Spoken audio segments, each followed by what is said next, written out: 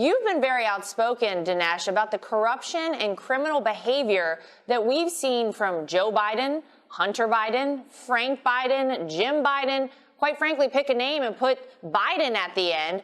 From China to Russia to Ukraine. Tell us about how Joe Biden's family, over his 4 decades in office, used his position of public trust for private gain. So the Clintons did it through the foundation. The basic idea was that if you want foreign policy favors from Secretary of State Clinton, let's funnel some money into the Clinton Foundation. The Bidens do it through the Biden family racket. Now, Biden himself has disclosure requirements. If he gets money, he has to disclose it. But his son, Hunter Biden, or his 2 brothers, Frank Biden, James Biden, they don't have those disclosure requirements. So every time that Biden goes on a foreign policy trip, he takes one family member in tow. And while Biden is having official meetings, the family member is cutting side deals with the foreign government, resulting in large transfers of money to the Biden family. This is how the Bidens have multiple homes. They have access to private jets, domestic staff. I mean, how do you normally manage this on a government salary? So the truth of it is, although Biden is perhaps arguably mentally incompetent, in the corruption department over his career, he has actually been highly competent. Wow, it's even more disgusting than the way the Clintons operated, which is tough to say and sort of shocking to say. And I got to tell you, Dinesh, from a personal standpoint, our family has absolutely gone through, I would call it, quite frankly, hell.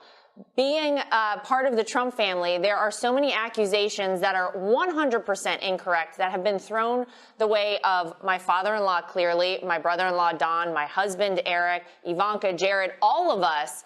And yet to see the media give a total and complete pass to the Bidens, who have been part of this racket for almost 50 years, it is absolutely disgusting. And I take it personally. I think it's absolutely terrible. I have to say, this has been, 2020, Dinesh, has been a year unlike any other. This has been a campaign season unlike any other. We have had so much happen between now and Election Day. We are closing in on the final couple of weeks here.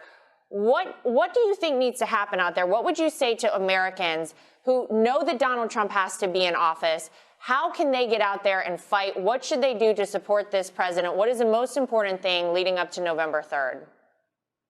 I think the most important thing is to recognize that under the Democrats, the guardrails of society are coming off. The things that Republicans and Democrats have always taken for granted.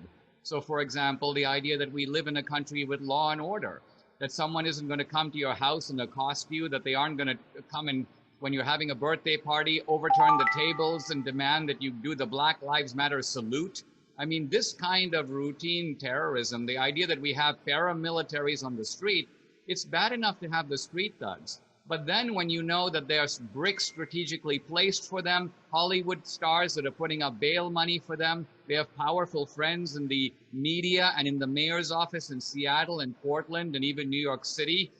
This shows us that ultimately this is not just about economics. It's also about being able to live safely. It's also being able to protect the moral decency of our society, and our basic liberties are at stake. So there's a lot riding on this election, and I think people are now aware of that.